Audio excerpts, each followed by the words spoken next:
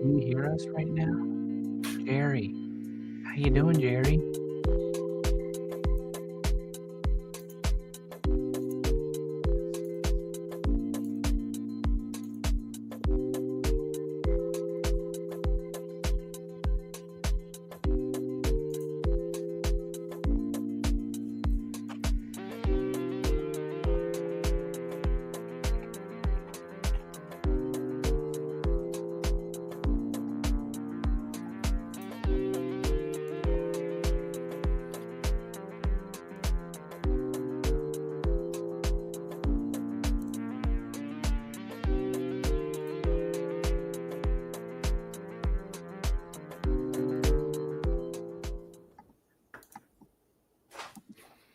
Hello, everyone. Happy Friday.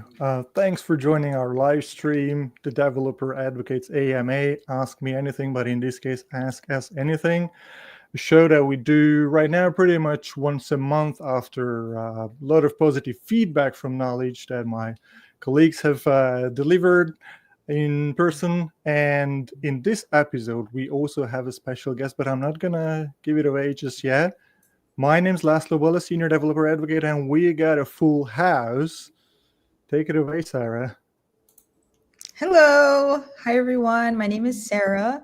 I'm based in Maryland, and I've been on the platform since 2018, and I currently lead our Rising Star and MVP programs. Thanks for having me. We are thrilled to have you here this morning, Sarah. Hey, good morning, good evening, good afternoon. My name is Lauren McManaman. I'm also one of our senior developer advocates. I'm based in Dallas, Texas, and I'll kick it off to our next advocate. Hey, thanks, Lauren. I'm Christy Merriam, also a developer advocate here at ServiceNow, and I am based on the East Coast in Connecticut. And I don't remember who's next. Maybe it's Alan? Oh, it's Earl. Oh, it's Earl. I clicked on my own face and forgot to. Hi, everyone. I'm Earl, Earl BK, also a senior developer advocate here at ServiceNow. I'm based out of California. And the next person is, oh my goodness, there. Hi, I'm Travis Tolson, senior developer advocate, and I am based out of North Carolina. And hi, I'm Alan Andreas. I'm just here, just hanging out. I'm in the Washington, D.C. area. Yeah, fantastic. So always a surprise who's up next on the screen, right? So happy to have all of you here on a beautiful Friday like this. And I figured before we dive into our special guest's topic, maybe we could start with something lighter. Zurich GA, general availability, just came out this week and Wednesday. I hope folks are excited. Hope you upgraded your PDI already to patch 1, diving into some of the latest features. So why don't we all name one of our favorite features? I know it's easy and tough at the same time. I don't know if anybody wants to kick it away or I should give away mine before someone else takes it. Earl, you're the button pusher. Do you want to put a random person on the screen? Oh. Why don't we do that? Just pick random people and they name a feature. Man, okay. Tough I'll put myself first. Tough, right? Favorite Zurich feature, if it's not obvious from past streams that I've talked about it, I'm so glad that source control is finally in ServiceNow Studio. I use source control a lot in my day-to-day ServiceNow development, so having it finally in ServiceNow Studio, where everything's all nice and consolidated, is my favorite part of it. So the next person I am going to bring is, Sandboxes, dev sandboxes are GA now, and I am really excited about the ability to do the parallel development with those. So excited about it. Mine, I think it's another kind of an easy layup for success, is adding flow history. You know, I think I've had a lot of enjoyment working out of Flow Designer and now Workflow Studio in general. And so being able to roll things back a lot more seamlessly with flow history, like I said, an easy layup that I think will impress a lot of people and add a lot of value to both products. Yeah, my big exciting feature that I'm a full supporter of is the enhancements to playbooks. They've traditionally been underutilized. I can almost guarantee you I could just point randomly around the room, not of the advocates and Sarah, but of the chat, and point at somebody. And I can almost bet you probably have not tapped into playbooks, but with the new advancements in Zurich, with all of the new triggers and schedules that you can set up in there, as well as the different features, like different stages of a playbook. You can give permissions to people to only work in here and not mess up things everywhere else. If you haven't tapped into it, definitely you should. Oh yeah, I'm so glad nobody mentioned mine. It's because for me, it's definitely release ops, and maybe it's recency bias because we just recorded an episode about that for Creator Toolbox. But genuinely excited about it. It's a free offering for every customer, and it's gonna revolutionize how you move update sets and eventually all sorts of assets from one instance to another through your pipeline, eventually to production, with full transparency about the release, what are the dependencies, what are some tasks, preview errors, all sorts of things that needs to be figured out. Definitely check that out when you can, not on a PDI, but on your own instances or your customers' instances. And if there's anything else we didn't mention or anything else that's close to you, let us know in the comments as well. I'm really curious what makes people excited. Christy. All of mine were taken. I was going to go with release apps, but Laszlo covered that one. So I'm going to be self-serving here because I have a Did You Know episode coming out really soon. There are some new info messages. It seems small, tiny, but there's a purple one, and purple happens to be my favorite color. So I'm pretty excited about using new info messages. I would have picked source control and release apps probably as my actual favorites, but having those already been said, I'm going to choose that info messages. Does Sarah have a favorite Zurich feature? I'll say flow history, similar to That's Laura. very good. Yeah. Everyone is very glad that it's finally here. Yeah. That's very good. But to make it easier for you, Sarah, we've got some questions specifically about the job you do at our community and with our community, actually. So why don't we start with those? And I mentioned that on Wednesday, Zurich GA came out, but that's not the only thing that came out. We've also announced our 2025 Rising Stars. Yay. So probably it's a good pivot to talk about what are some of the key qualities and contributions you, as the program manager, would look for when selecting such superstars, whether they are Rising Stars or community MVPs. Yes, thank you. So once again, congratulations to all of our 2025 Community Rising Stars. You all are doing amazing things, and we're so happy that you're finally a part of our Rising Star program. So just to dive into the Rising Star program, so recently we have elected 119 Rising Stars from 25 different countries. So shout out to all of you and those of you who are watching today. So when it comes to what kind of qualities and contributions that we look for, because this is a community program, we're primarily looking at your contributions to the ServiceNow community. So a lot of you are on this live stream from having knowledge of community already.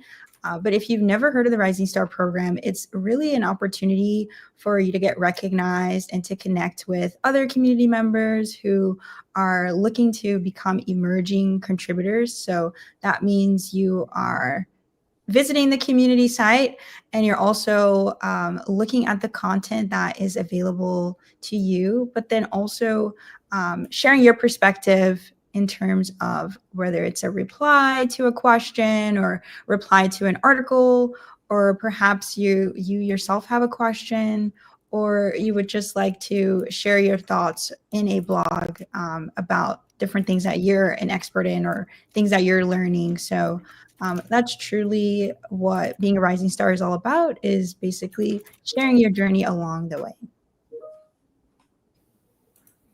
That's Yeah, and fantastic. if I could just jump in here, how important this program is and what Sarah facilitates here. When I first started, getting into the community, we didn't have a Rising Star program. They were called Leader. There was a Leader Award that was on the forums that you would get, and it was based on your activity over like a 6-month period. I wasn't at the caliber yet to become an MVP. I had just started kind of getting in there, but getting that recognition, that little nudge of saying, hey, we recognize you, we see you, that springboarded me into my whole career that I have today. So for this program to be in existence, it is critical to the ecosystem. So Sarah, thank you so much for all you do. And I know we'll have plenty more questions here soon, but I really just wanted to kind of tee it off that this program is absolutely huge for the ecosystem. And for all of you that have been nominated in the past or in this current cohort, thank you for volunteering. This is something that no one's paying you to do this stuff. You are doing it out of your own heart and passion and dedication to the platform, to others. So a huge congratulations. Seriously, take it very serious. It is a resume builder, piece as well. Use that. Keep doing what you're doing. Innovate and grow. So there's my little speech to kick it off.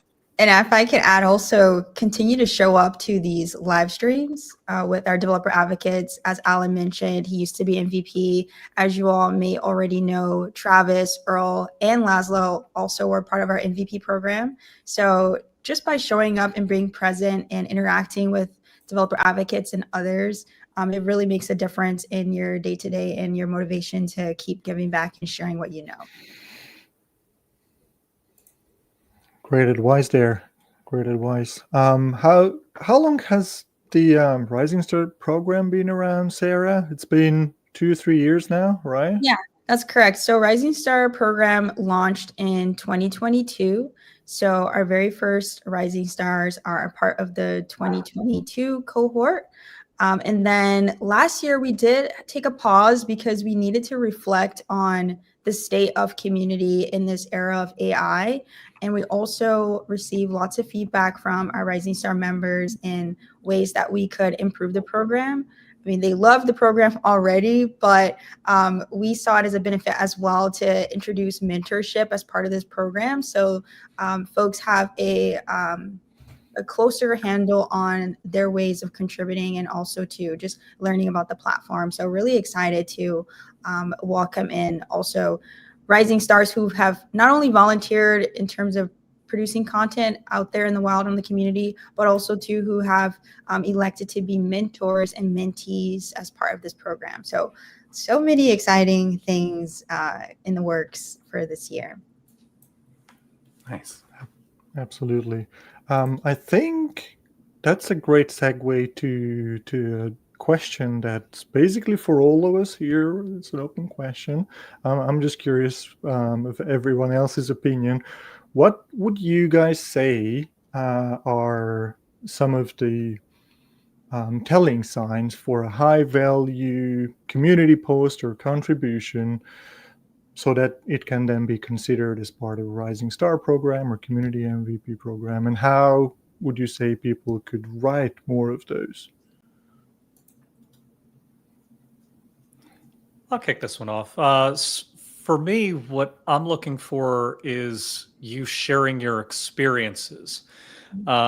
It's one thing to turn around and write technical documentation. And, certainly there are gaps out there where you can jump in and say, okay, well, here's a problem that I encountered and solved. But I really want to hear about not just hey, I created this record, I set this up, but why? What's the problem? What did you encounter? What were you trying to solve? How did that help your customer? Or how did that help your internal or external customers?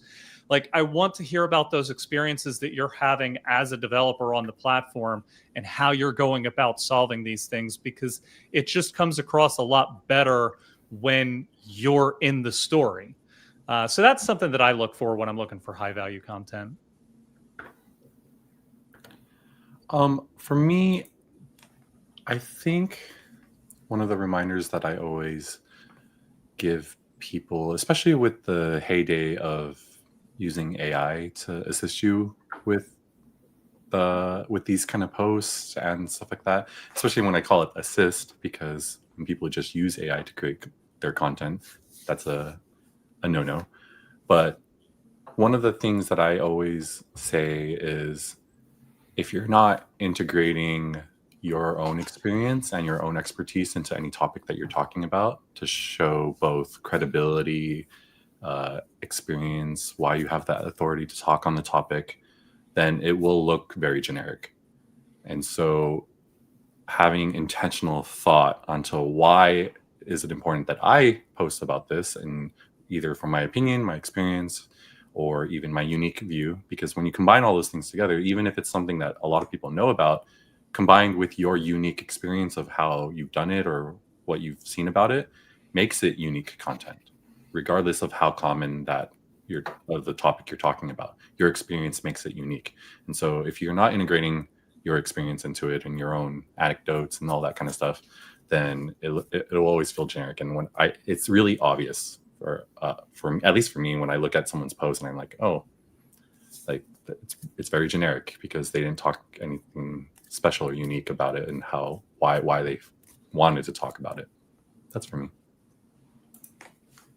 Yeah, absolutely. And then to just add to both of your comments here, especially in the era of AI, it's definitely not about trying to make yourself more popular, collecting more likes, and blackmailing people to mark your answers helpful and stuff like that.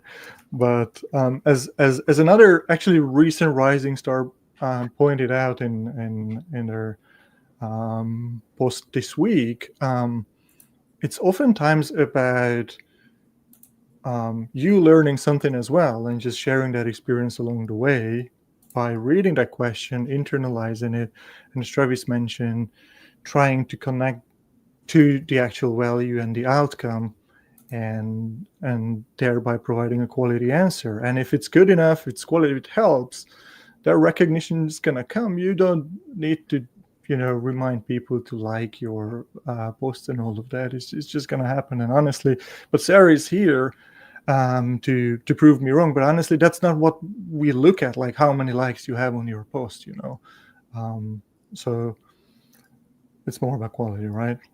Exactly. Yeah, and exactly. from that, Okay. I was wondering, from that MVP and experts and Rising Star like angle, what is the indicator of high value content for these kind of programs? I guess we're all saying that. We're all being visible now. I would like to add something also to that first question. I agree with what everyone has said already, but also too, I would say include an introduction when you're creating your content, similar to like if you have a ongoing YouTube channel, and when you have your little intro, whether it's pre-recorded or you're doing it live every single time. But when you're in the community and you're creating these blogs, or you're even doing a reply, something as simple as, hey, my name is so-and-so and my team works on X, and here, and then input your feedback or your experience regarding the topic at hand. I think that also helps us to really validate that you are a ServiceNow practitioner. And then also too, it gives folks a sense for your authority within what you're saying. Since otherwise, if you don't give an introduction, and if you don't have your LinkedIn linked in your community profile, or you don't have a bio filled out, it's hard to really tell, what is actually being said. So I would like to add that. Okay, Sarah, we talked a lot about the Rising Star program. So it's very timely to do so. But let's just say I'm a developer. I'm already a Rising Star. Super. But I've got my eyes on the next target. I want to be a community MVP in the next 1 or 2 years. Would there be single most important piece of advice you'd be able to offer for me, for them to start working towards that goal? Yeah, for sure. I would say if you are the only ServiceNow practitioner on your team, in your company, definitely connect with other MVPs so folks who are already in the space where you're trying to achieve, because they can give you lots of valuable advice in terms of whether it's your role, whether you're a developer, or maybe you're an sysadmin, or maybe you're a product owner. They can provide you some valuable advice regarding your career, but also to within how you can stand out within your area of expertise and continue to be MVP. If you are already have a team of ServiceNow practitioners within your company or your organization, then my recommendation would be to connect with them, even though they may not even know what the community is. The whole idea of being an MVP is that you're passionate about ServiceNow, you're passionate about the different innovations, you love the community, and you just really appreciate just sharing expertise and experience. So in that instance, by helping your fellow coworkers or colleagues to learn ServiceNow, to not be so hesitant when it comes to learning something new, then you're already demonstrating qualities of what it takes to be an MVP. So a lot of times when you have that technical expertise to get into these kind of programs, it's really about who you portray yourself to be or your reputation. So like Laszlo mentioned before, it's not just the volume of contributions or the volume of helpfuls and likes and solutions and so forth, but it's truly about the quality and how you're presenting yourself. And we're looking for folks who are respectful, who want to upbuild other people, not just folks within their single organization, but from all over the globe, because community is a global and growing place. And so we want to bring on folks who are going to represent and support that. So long answer, but you get the point. Particularly for Rising Star too, one thing that Hardeep and I talked a lot about in our episode of Breakpoint on the Rising Star program is that I think that there's usually an impediment to people wanting to start creating content. And I think one of those impediments can feeling like, well, I'm not an expert, so why should I make content on this? You know, I could be wrong, or I still have so much to learn. And I think this is even a pitfall that a lot of the advocates fall into, myself included, of like, oh, like, I don't know if I should really be the person to speak on this. I'm not the best one on our team. But I think we oftentimes miss too, documenting the process of learning can oftentimes just be as helpful as an expert speaking on it from a point of mastery. Examining the pitfalls that you encounter while learning something can help people avoid them. Or talking about your experience as a novice or as someone that is becoming an expert, I think gives a much more realistic depiction of learning that technology. I think case in point, one of our most successful YouTube series is Live Coding Happy Hour. And that's full of people exploring new technology without a guidebook, without, you know, a perfect path to a solution. And I think the reason that things like that are successful is because it's more realistic to learn in that way. So don't let your perceived lack of mastery prevent you from trying. I think that's one of the main talking points. Oh, yeah.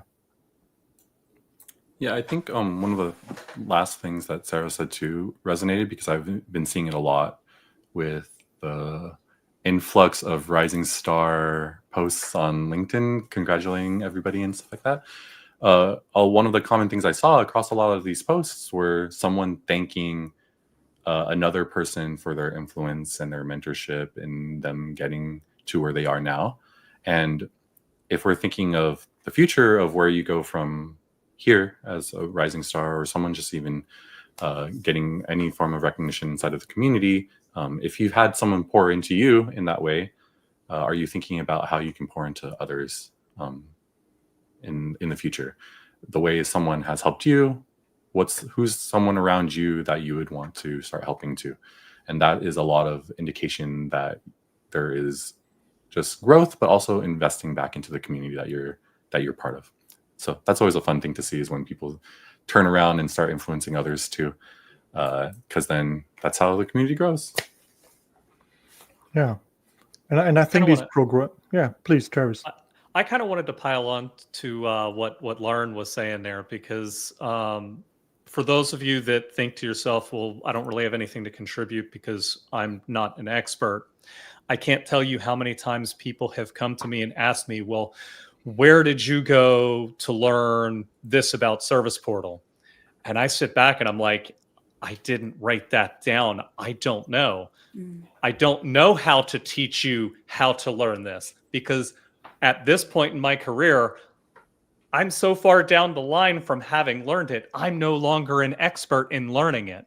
So if you are in that phase of learning these new things, you are an expert in something. You are an expert in the process of learning that particular thing. And that's something that's very valuable that you can pass on, that somebody who's maybe a few years down the road, they may not remember what they did back then to learn it. So keep that in mind. Nice. Yes, love that. And one other thing here is that, so for years I had told people, they would always say, "Hey, what's a hobby? What do you do?" And I would always joke and go, "It's ServiceNow." And they would go, "Yeah, but after work, like, what do you do?" And I would say, it literally ServiceNow. That's all I was doing. I was doing the forums, I was creating content, I was doing this and that. And then finally, a few years ago, I stepped back and I actually took up another hobby. And so I decided to take arcade cabinets, those video game arcade cabinets, and mod them to do more than just one game, change out the joysticks, do all sorts of fun stuff. And getting into another hobby, I didn't know where to go. I didn't know what to do. So you do the normal Googling, you look stuff up, and I would see kind of gaps in the content. Man, where is a beginner's guide to getting started with this or whatever, right? And so for those that are wondering like what type of content to make, I would challenge you to actually, it sounds, like a unorthodox approach here, but consider taking up another hobby, or think about if you were going to play the violin or do something else, how would you get started? And what questions might you ask or hope to find out? And then use that, bring it back into ServiceNow realm, and then think about how you could create content in that area or check for gaps there. So something that inspired me on some of the content I created is actually pursuing another hobby, seeing gaps, and then kind of bringing that back in. Excellent advice. And just the form of content, it just reminded me, Earl posted an article, blog post about different forms of content not so long ago. And there's just one other thing that came to my mind about that, and that is developer meetups. Speaking of developer meetups as well, because I find myself many times in rooms with experts, people who are much smarter than I am, and they know stuff about ServiceNow more than I do, and they're just too shy to share that. That can be another form. If you join these developer meetups or snugs and you just want to share your experience and how we went about resolving the problem for ourselves, for a customer of ours, that's just as helpful and also taken into account for our community programs, these live events. So I would encourage everyone to do that. All the other forms are great as well: videos, podcasts, articles, whatever suits you best. But don't forget live events. Oh, and like Christy mentioned too in the chat, said, don't try to seek perfection. That's huge. A lot of people are going to try to do that. I'm a victim of that, or I guess a person that does that myself or whatever. But don't be afraid to put yourself out there. So for me, with some of the content I had created in the past, it was I think it's still awesome, but it was apparently not resonating with a lot of people. But I've like dressed up as other characters. I've been in a lab suit trying to pretend with goggles on that I was doing stuff in a lab. I've tried to incorporate snacks from other parts of the world into my content. Like I would teach you, it's called a ServiceNow snack series. So I would talk about a little piece of ServiceNow information and then eat a snack, and then you would watch me live choke on it and crazy crap. It's all sorts of weird stuff like that. So don't be afraid to try other types of content that you might bring a different angle to it. So just throwing that out there. Yeah, choking on a piece of candy definitely makes you unique. Yeah. One story, Alan's channel got so popular he gained 50 pounds. One of the things that we used to always say when we were brainstorming on different things within our team, the developer advocacy team, like years ago, or not years ago, just even recently, but anytime someone says like, hey, I was thinking of doing this, but I wasn't sure. Me and Lauren would always go, just try it. Yeah. Just do it. Go for it. Yeah. Post it. Let's see it. what happens. We need the data points. Just Yep. If it's a new thing, we got to try it. Just try it. Just post Yeah, it. and I would say the whole live streaming thing was kind of new for me because I had never done that before. And the first episode was very nerve-wracking because I'm like, I'm not the best coder. I rely on Google a lot for stuff, and I rely on like ChatGPT now for a lot of things. But I would say exposure therapy is super helpful. Like as I've continued down the path of live streaming, it's gotten a lot easier, a lot less nerve-wracking as I've done it. Yeah, I'm still kind of embarrassed to put some of my older code on the screen, but that's how we learn, right? And you're always helping people that are joining the screen, and somebody's going to learn something new. Like I feel like every time I've done a live stream, somebody has learned something new. I've learned something new when I've done it. So not only is a learning experience for you, or it could be a learning experience for you, somebody in the audience is going to learn something from you as well. So I would highly encourage you to try it at least once. Oh yeah, and as Zurich put in the comments, that's the reality of most devs. It's not about knowing all the functions or APIs, but how good you are at Googling or recently prompting finding the answer. The different tools you use, right? Yeah, absolutely. There's one question we received, but I want to slightly rephrase it because I think it connects better to what we've discussed so far. And the question we received says, what is one habit you stop doing to free up time so you have more time to build?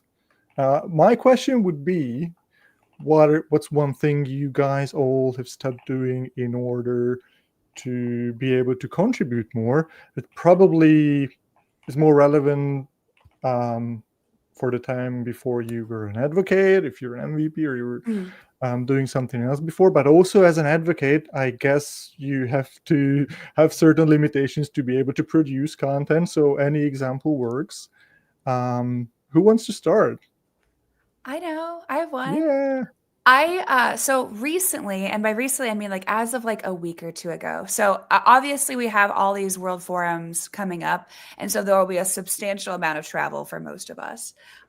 Because of that, and because of how close a lot of mine is, I realized that, I just moved Breakpoint back to a schedule that was every 2 weeks. And yet I will be gone a large part of Q4. That's a problem. And so what I started doing recently was I basically started assigning certain days to being filming days, or more so content production days, not editing, not things like that, but the actual like creating the thing. So whether that is writing a blog post, whether that is creating a fancy looking graphic or the filming itself, I designated Tuesdays and Thursdays to being specifically dedicated to creating or bucketizing those things. And I think by giving myself some sort of schedule and some means of anticipating when I needed to be doing those things, it helped me substantially. Now, granted, I know that's not realistic based off everyone's day-to-day operations. Like obviously it's our job to create content.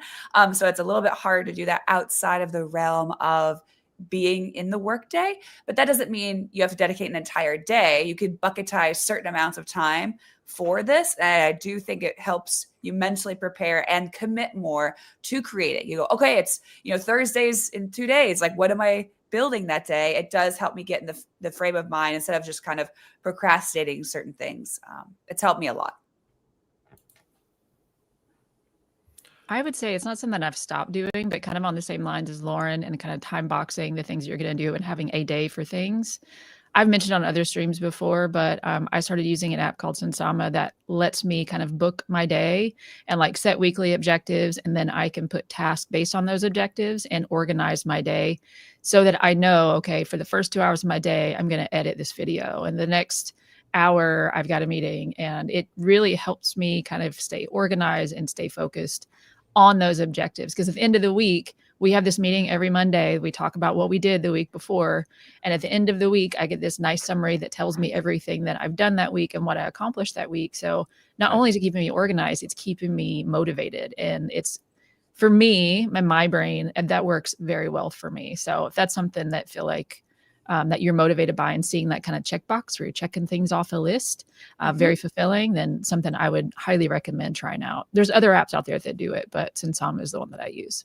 I also had one more thing. I had to run and go get it.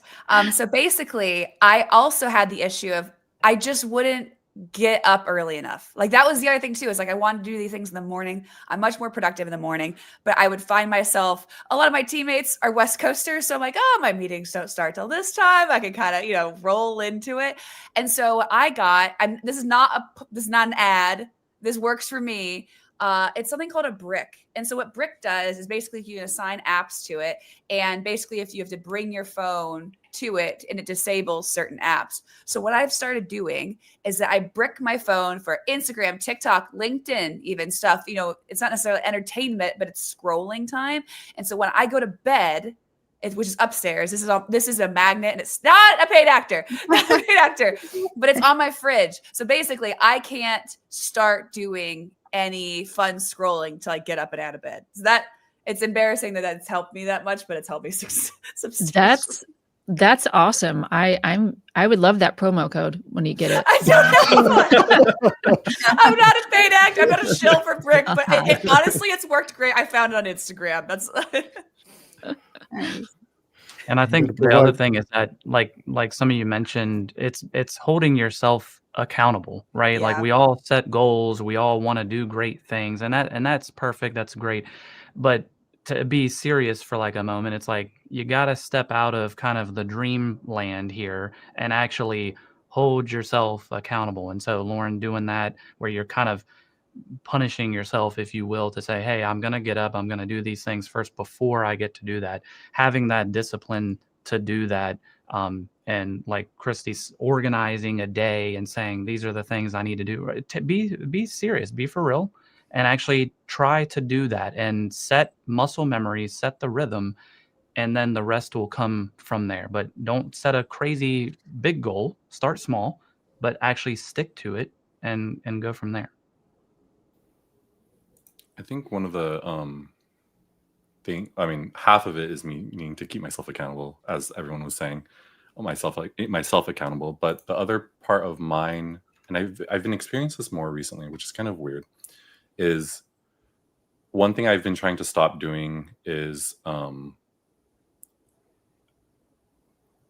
not let my brain tell me that I can't or I don't know how to do something. So I have a big problem of if I don't know how to do something, it's hard for me to start because it's kind of a daunting task to like, oh, I don't know how to do that thing, so I'm just going to avoid it kind of thing.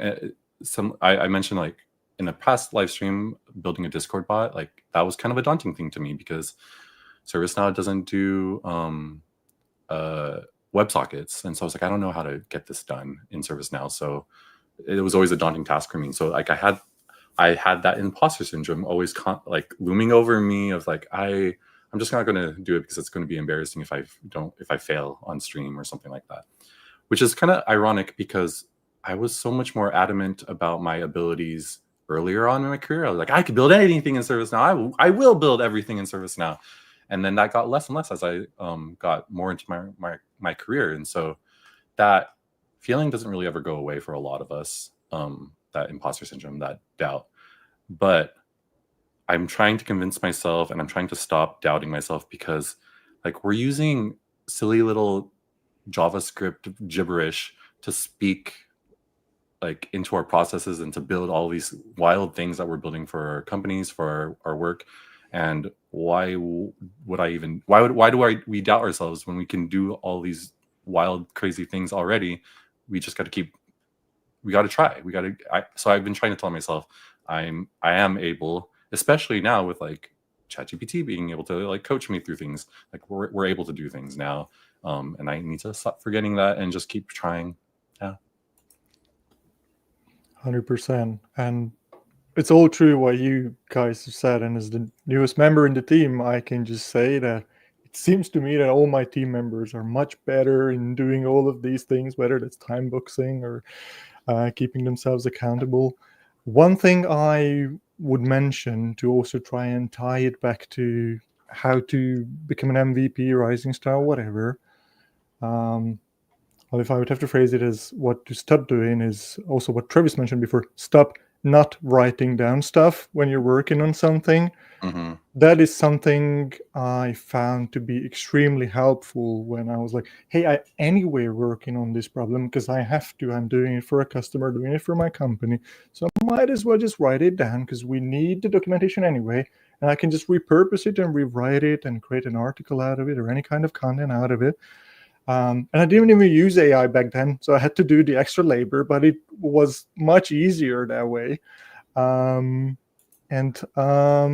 Yeah, that's just such a low-hanging fruit, in my opinion, and it can help you get your contribution numbers up. If I could add something, I love that a lot of you have been very vulnerable, especially Earl, in talking about just your experiences growing as someone in your career.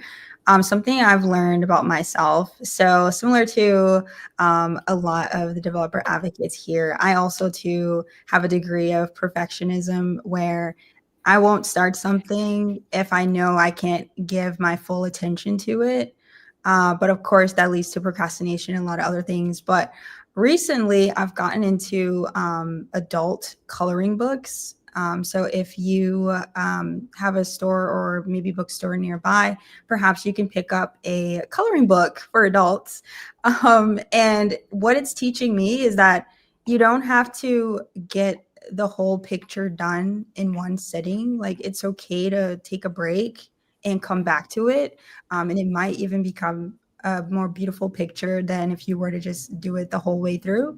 But giving yourself the space to think through different things and just come back, I think that's what I've learned and continue to want to do, is like take breaks, especially for rising stars and MVPs. You all are very hardworking and you are balancing your day-to-day life, your family responsibilities, in addition to also sharing what you're experiencing and learning and wanting to aspire to do with others. And that's a lot already. So just a reminder to take breaks as well. So that's a very important one, Sarah. Thanks for saying that, because I want folks to know we don't take it granted that you do all these things for the community and for everyone's benefit.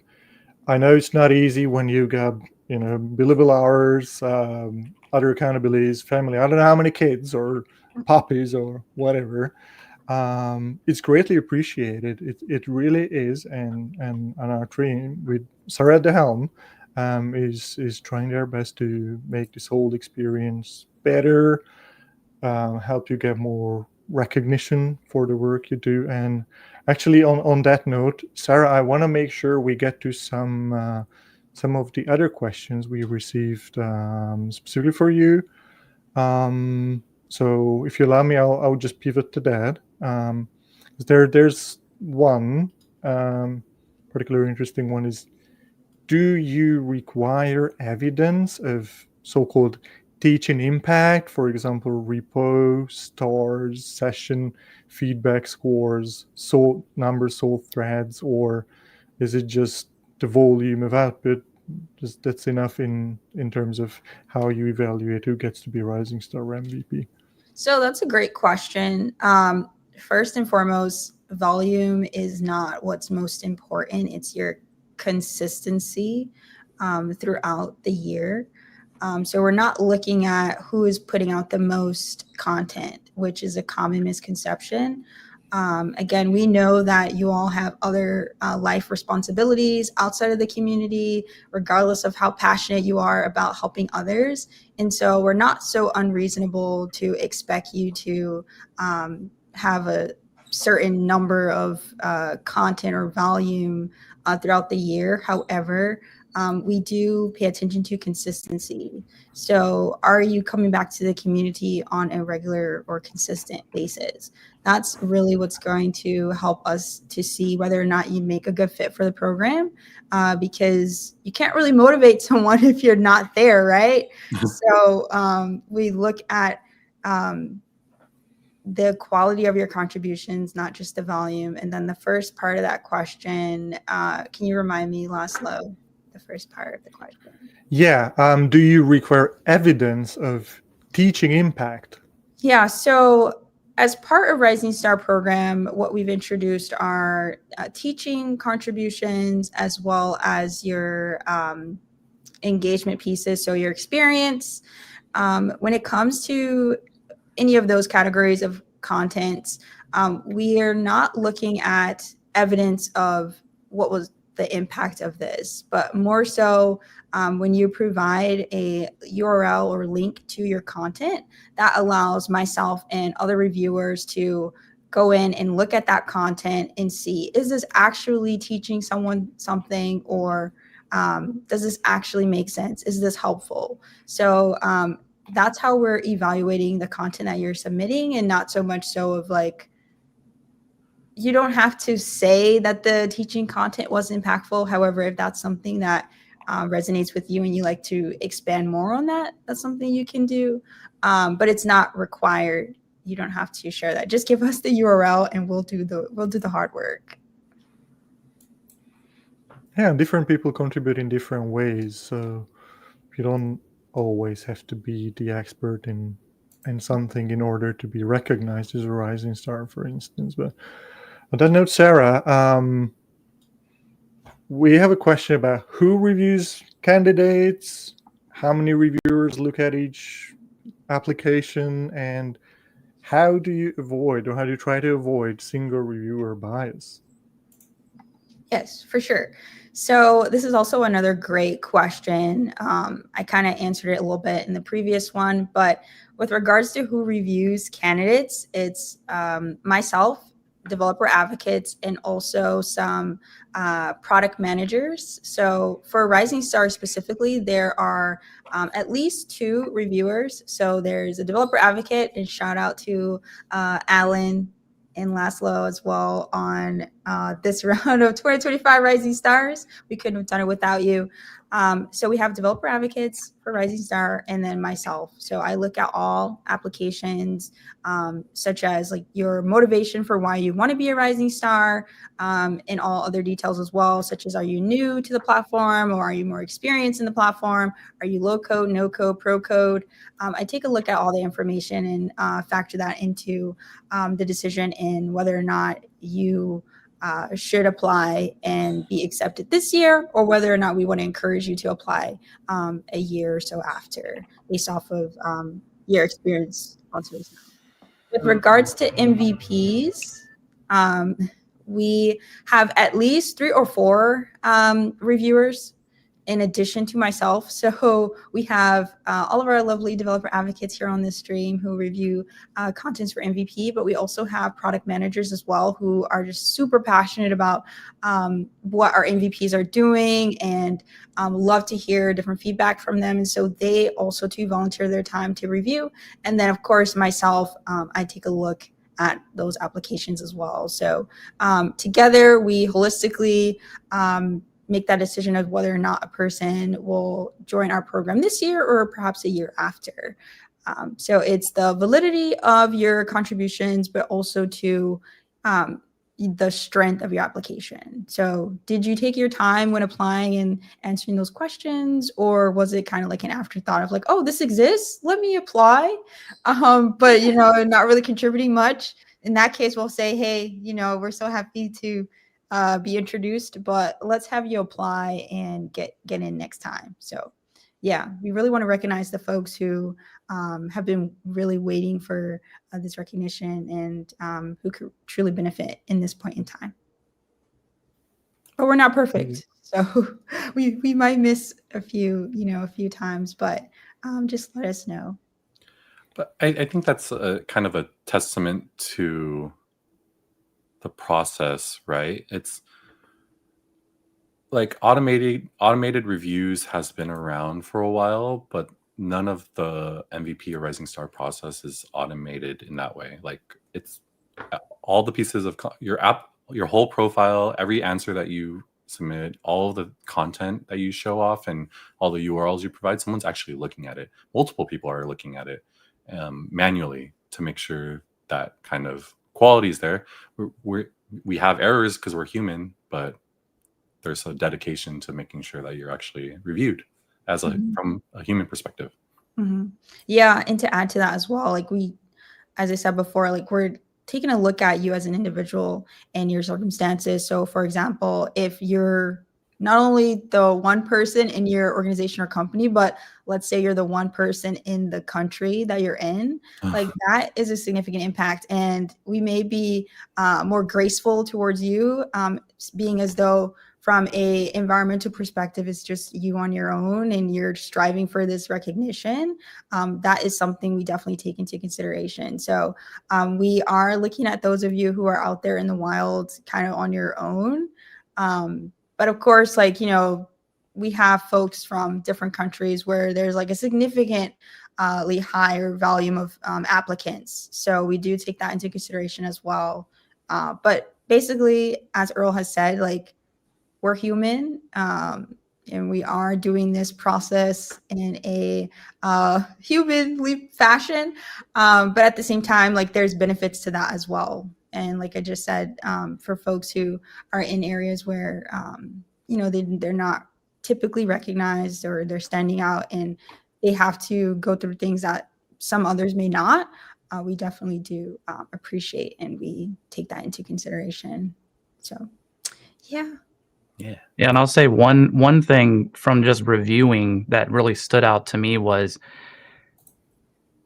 before I was in a bubble, man. Even as an MVP, I was in kind of the Americas bubble. I only focused here, but now doing reviews and seeing we've got Japan in the house, obviously India in the house. We've got Brazil, and I mean, there's people from all over the world that are doing these things. And as Sarah mentioned, some people are solo representing their region, whether through trying to get a meetup established or being their only rising star or MVP. So please don't let that. If you don't see other people around you that are doing it, don't be the change you seek. Right? Be the one to lead that and do that. But I was very excited to see the amount of people from across the world that are doing this that I did not know before, and they're out there. There's people out there all over helping, so it was really cool to see. Yeah, I'm glad you guys mentioned that because just going through this year's Rising Star awardees, I was so happy to see some emerging regions, or I don't know how to call it, regions where we barely or not at all had people either as MVPs or rising stars. And yeah, Japan is definitely an example that stood out for me, but also Southeast Asia. So for me, like basically Asia outside of India I'm always happy to see that. Of course, we got a massive developer community in India. So I'm so happy to see countries like Vietnam, because I used to work with those guys and I'm like, oh, great. These guys are also putting time into sharing content on community. And I mean, it's a big deal because so many people in my experience are just so insecure about sharing that content or answering those questions because they may not feel they have the expertise, or maybe they think their English is not good enough to just write something or contribute. So I'm very, very happy to see that. I don't know if we will have time to dive into any other questions, because the ones I've seen were mostly I don't know, deeper questions, but there's something on the list I'm interested about. I'll try to shorten it and maybe we try to just give quick answers to that. And that's besides AI, what technology trend are you guys most excited about? And that's where I'm going to stop that question. Ooh. Okay, I'll start. I figure maybe someone already has an answer, but just to break the silence, I'll say quantum computing. So many companies are spending so much money on it, just like in AI, and it's a little bit under the radar these days, but there are some true, right now very small, but there are true breakthroughs, and we don't know where they might lead in probably 10, 15 years, 20 years, but still hopefully in my lifetime. So that keeps me excited. This is not necessary. I mean, technically it is adjacent to AI, so it's kind of a cop-out answer. But one of the most fascinating, I think, benefits from AI is the convergence of content no longer being limited by a language barrier. You had brought up, people are insecure about being able to communicate with everybody, but we're entering into this world where that's slowly not becoming an issue anymore. I think that one of the most dramatic things I saw recently on Apple's keynote was their debut of the AirPods that actively translate what you are listening to. I mean, I can't imagine what that will be like once it actually comes out. I'm definitely interested in trying it out, but this convergence of language, I think, is a very interesting byproduct of generative AI. I'll jump in and tag along it's related to AI, but not, but it's an affected sector.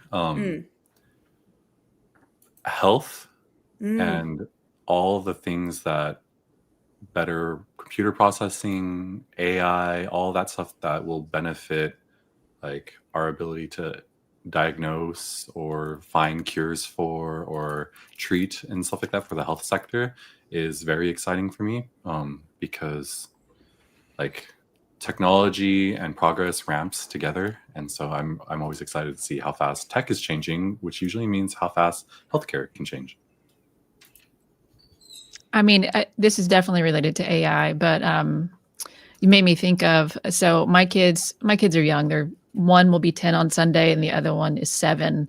But my husband and I are both really looking forward to the move forward of auto driving, having an autopilot, and kind of crossing our fingers that by the time our kids are driving, can we just not let them drive and just let the car drive somewhere? So I'm looking forward to that kind of technology getting better. And I mean, it's pretty good now, but looking forward to that technology getting better and advancing, hopefully in the next 6 to 8 years. I mean, it's rapidly improved even in the last 2. Yeah. I mean, look at all the Waymo. I mean, that was one of the highlights of our trip to was getting to ride in the Waymos in San Francisco. Those are very cool. Yeah. I want my kids to at least feel like they get the experience of driving without actually having to drive. Yeah. That's what I want. Not investment advice, but Christy's bullish on autonomy. I'm what? Automation? Oh, yeah. Not me. Well, the only thing I'll say, just to pull it back from going too far, down the road, is there's a huge resurgence of landlines going on. So I don't know if you've seen this trend going on where younger kids, they're not old enough to probably have a cell phone, nor probably should they. And so landlines people, those home phones and the rotary dial, or all that little dial stuff, tone for those coming of you back. too And young so, to know. Maybe get your kid a landline to start out with. So. Oh God. I think that is an those interesting too. trend.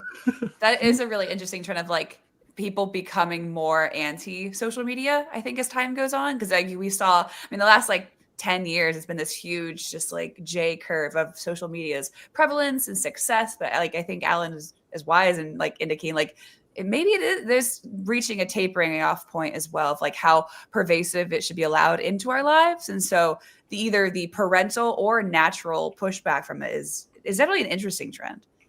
My husband swore off social media a few years ago, and he's increasingly motivated to get off of a smartphone as well, to the point that he literally is wearing a Casio calculator watch. Hey. Shut up. No way. It totally is. This is genuinely cool these days. Heck yeah. It's cool. Yeah. It was always cool. Yeah. Yeah, they're pretty cool. Never went out of fashion. He's definitely that's the most nerdy version of a Luddite you could be. Is I'm still gonna do the calculator watch. Yep. And now he's looking at a Mario version of a calculator watch. So he's pushing it. Oh, come on. It It was the best way to get a girlfriend when I was 6 years old. On my wrist. I'm like James Bond. Right? Well, I can calculate your tip. So. Yeah. Yeah, that's fascinating. I had the watch that could control the TV. I was the turn the TV on in the classroom, make the teacher go mad. That's funny. Okay, sure. We will do a gadget special next time, maybe. But, honestly, that's kind of a fun idea. Gadget right? special. I think it's time for us to wrap up this episode. Okay, everyone should show their Lego Aston Martins now. No, seriously, I want to thank everyone for joining, taking time out of your Friday afternoons, mornings, evenings, wherever you may be. And thanks specifically for Sarah for taking the time to join us for this episode and answering some questions about our Rising Star program, community MVP programs, and hopefully motivating people to just have the courage to apply, contribute, be part of our community, and be part of our big family, and join us on these live streams, as she said. Yay! Yes. Thank you for having me. Yay. Thanks, Sarah. Thank you. Do we have any quick announcements that we need to do before we sign off? Sign I up for your hope World not. Forum. Come to the World Forums. They start next We're from week. Chicago next week, right? Come see Earl in person next week in Chicago. He's very tall, just in case. He's taller than you'd expect. Even if you've seen him before, he's even taller than that. Yeah, And so lighter. If you want to see us, if you want to do the Build an AI Agent experience, if you want to get your C3 card, be sure to sign up. I know that some of the registrations aren't open yet for some of the later ones. I heard that Toronto is still, I think, in particular, not open yet. But keep your eye on it. They're free events too. I think that's one of the biggest selling points of them is that there's nothing to sell. It's a free event. So please come enjoy it. That we're trying to make them more and more developer oriented as time goes on. So good stuff. Any announcements from you, Sarah? Or final thoughts? Thank you for tuning in, and I can't wait to see you a part of our programs. Woo! Yay. Great last words. Thanks, everyone. Bye. Bye, everyone. Bye.